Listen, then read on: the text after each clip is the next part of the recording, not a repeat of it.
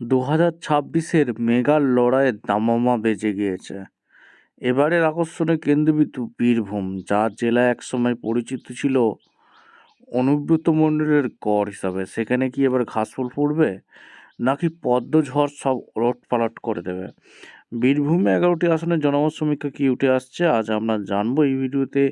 2021-এ বীরভূমে 11টির মধ্যে 10টি আসনে জিতেছিল তৃণমূল কংগ্রেস, কিন্তু 2026-এর লড়াইটা আলাদা। দুর্নীতির অভিযোগ থেকে শুরু করে সংগঠনের অভ্যন্তরীণ কোন্দল, বীরভূমের রাজনীতিতে এখন একাধিক সমীকরণ। অভিষেক বন্দ্যোপাধ্যায় ইতিমধ্যে এই জেলা 11তে 11 জেতার লক্ষ্যমাত্রা দিয়েছিলেন, অন্যদিকে বিজেপি মরিয়া তাদের জমি ফিরে পেতে।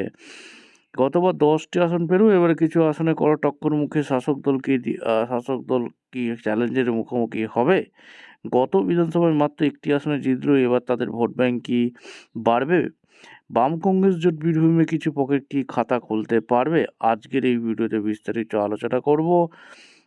সমীক্ষার রিপোর্টে উঠে আসছে কি বোলপুর এবং রামপুরহাটের মতো কেন্দ্রের তৃণমূলের অন্দরের দ্বন্দ্বে কি বিজেপি সুবিধা করে দেবে, নাকি তৃণমূলের দৈর্ঘ্য অটুট থাকবে? আজকের এই ভিডিওতে বিস্তারিত বলবো। আমরা বীরভূমে প্রথম যে আসনটা কথা বলবো সেটা দুবরাজপুর, সম্ভাব্যজয়ী তৃণমূল কংগ্রেস প্রার্থী হতে যাচ্ছে।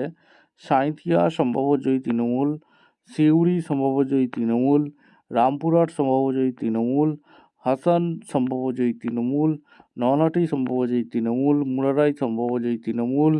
এছাড়া আরও গুরুত্বপূর্ণ আসন আছে, সেটা হচ্ছে ময়ূরস্থল সম্ভাব্যজয়ী তৃণমূল, নানুর সম্ভাব্যজয়ী তৃণমূল, লাভপুর সম্ভাব্যজয়ী তৃণমূল, বোলপুর সম্ভাব্যজয়ী তৃণমূল। অর্থাৎ 11টার মধ্যে সব আসনেই তৃণমূল কংগ্রেস প্রার্থী জিততে চলেছে। এবার আমরা দেখে নেব, বীরভূমে 11টা জেলা আছে, 11টা বিধানসভা আসন আছে। জনমত সমীক্ষা 2026-এ 11 তৃণমূল কংগ্রেস পেতে চলেছে। বিজেপি কোনো খাতা খুলতে পারছে না। কংগ্রেস, এখানে হুমায়ুন কবিরের দল কোনো খাতা খুলতে পারছে না, আইএসএফ কোনো খাতা খুলতে পারছে না। সমীক্ষা কোনোবারে মেলে, আবার কোনোবারে নাও মিলতে পারে। এই সমীক্ষা শুধুমাত্র আভাস দেওয়া মাত্র। আপনারা অবশ্যই কমেন্ট সেকশনে ব্যক্ত করবেন বীরভূমে কী হতে চলেছে। দেখা হচ্ছে কোনো পরবর্তী ভিডিও। ধন্যবাদ।